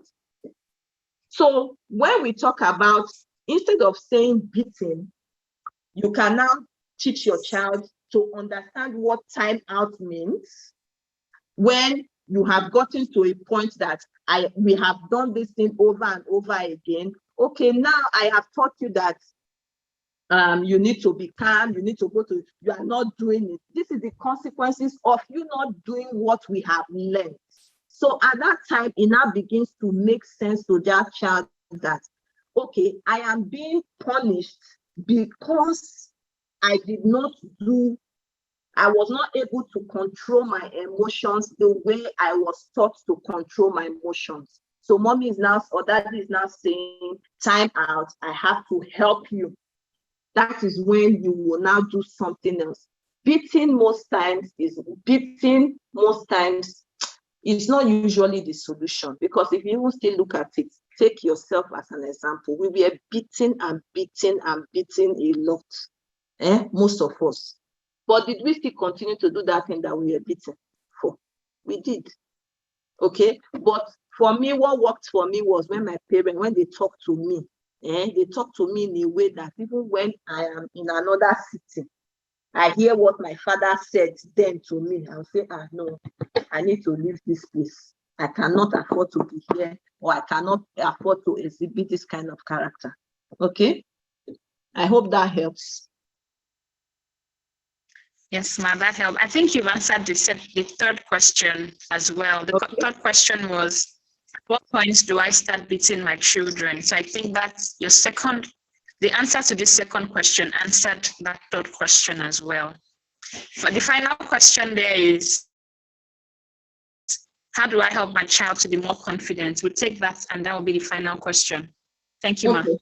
Okay. How do you help your child to be more confident? Is to, how will I put it now? Let me break it down. I don't want it to be too technical.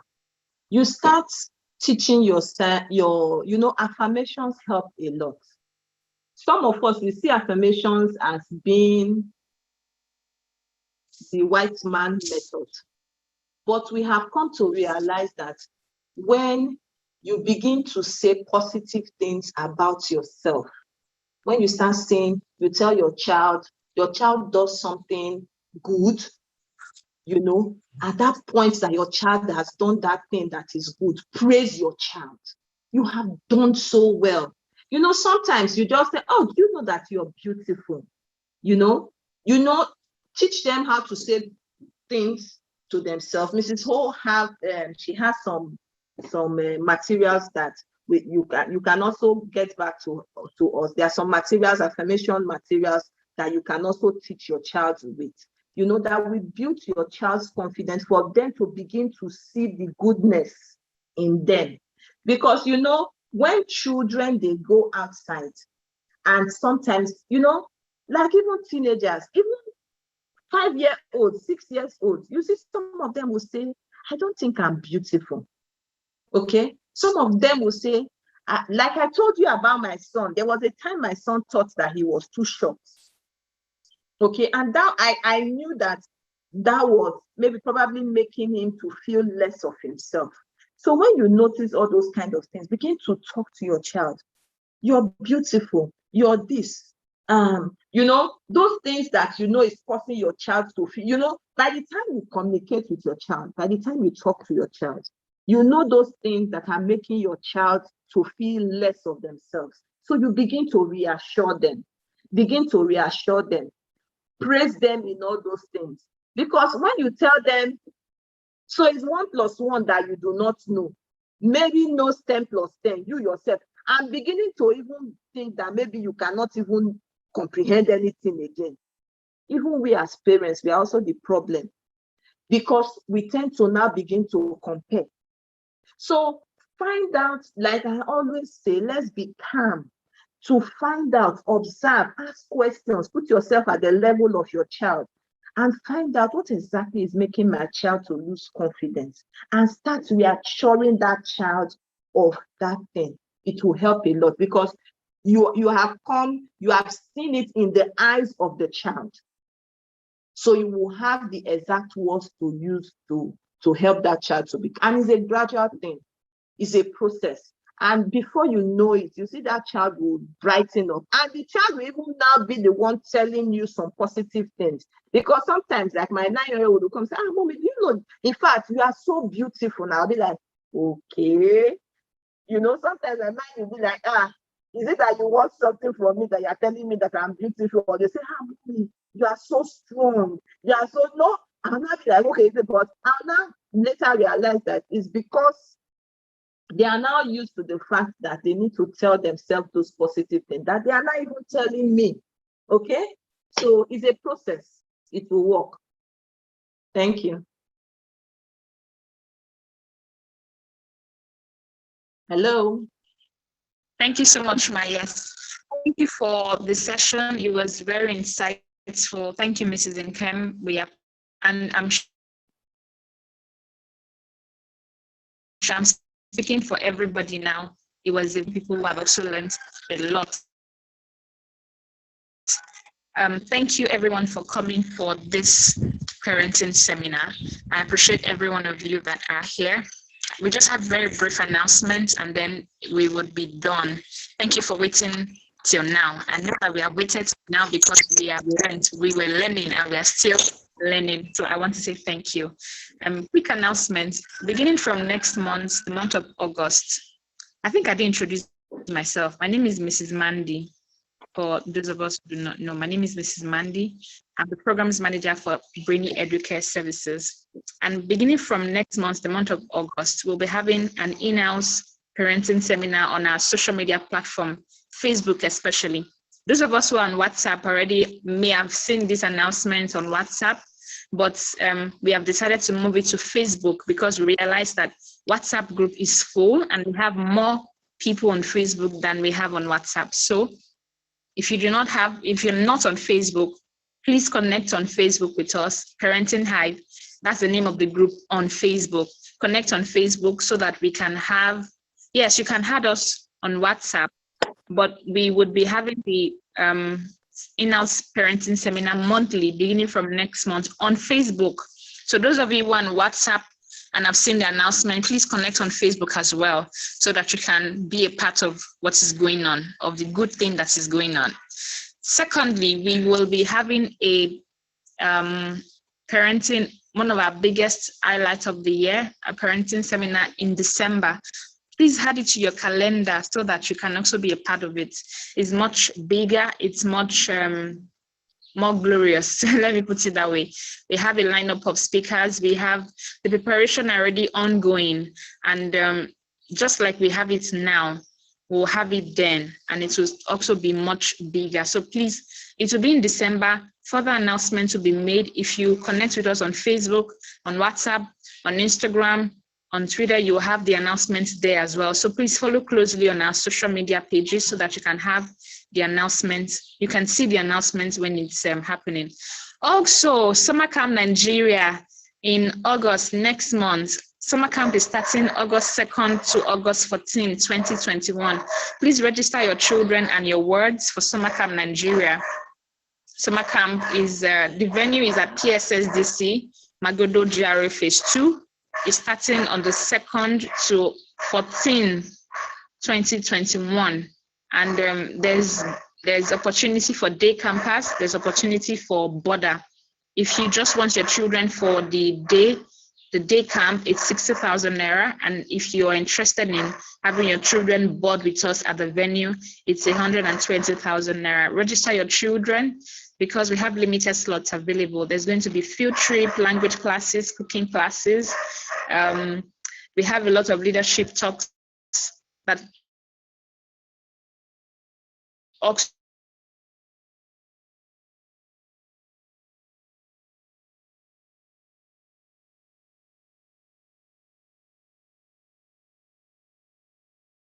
it's going to be an interesting. Follow us on our social media platform. You also see the link to register on our social media platform. We want to say thank you again for everyone who have taken the time to be here. Thank you, Mrs. Nkem. We appreciate you. Thank you so much. Mrs. Eniola Olajobi, thank you. We appreciate you, Ma. Thank you for always being there for us. Okay, so if we have any further announcement, Mrs. Eniola, please, do we have any other announcement that I'm missing out? Not really. I think you've said it all. I just want to remind all our parents that we should please realize that parenting isn't business as usual. We shouldn't take things with levity. I want to say thank you for coming. It shows that you are taking parenting as important. There's a poll on our screen. Please let us respond to it. Let's realize that every knowledge counts and we are gaining something every day. I have learned something today. Not something actually, I've learned a lot. So don't let's ever feel that, oh, I don't need it anymore.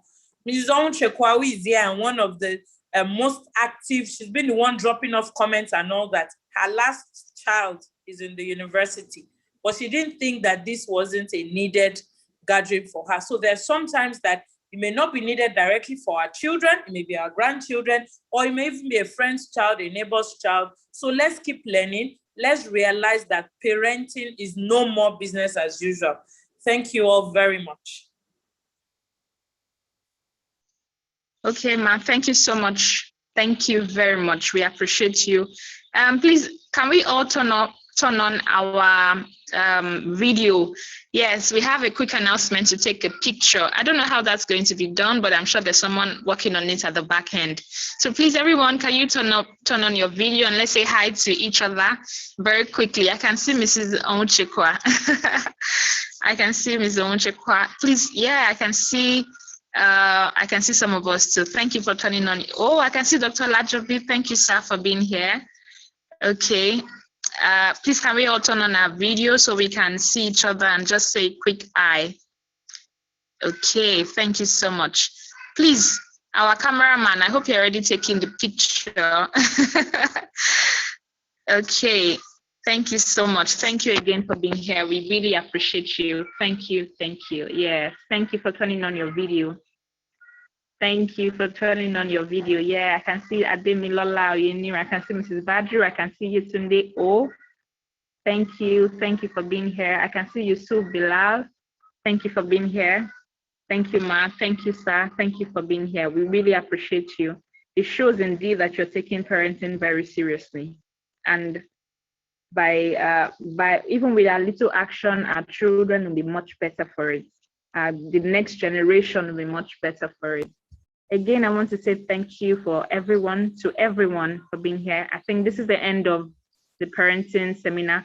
Again, please connect with us on Facebook. The Facebook link has been shared in the chat box.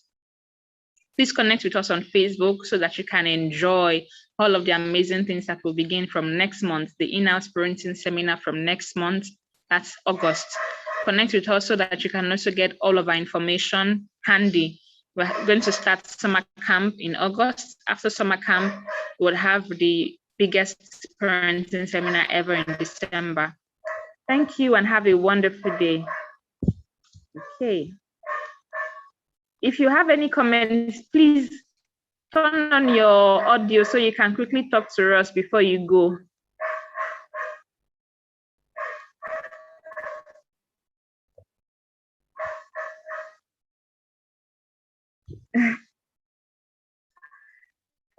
Okay, we are all just smiling. We don't want to say anything, but I can see a lot of people smiling. Okay, thank you so much. Really appreciate you. Have a wonderful weekend.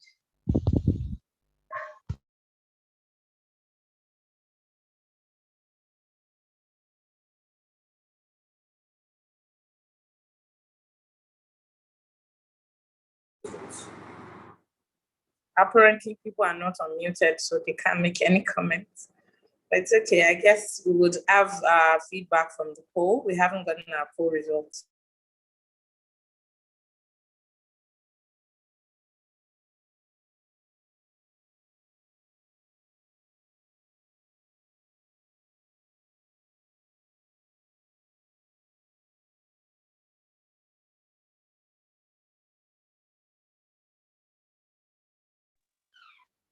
Is it also? Yes.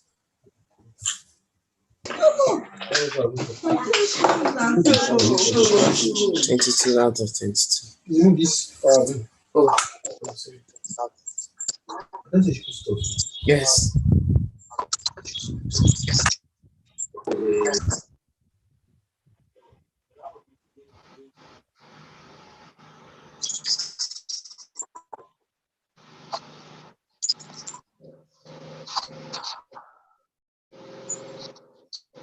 Voluntary.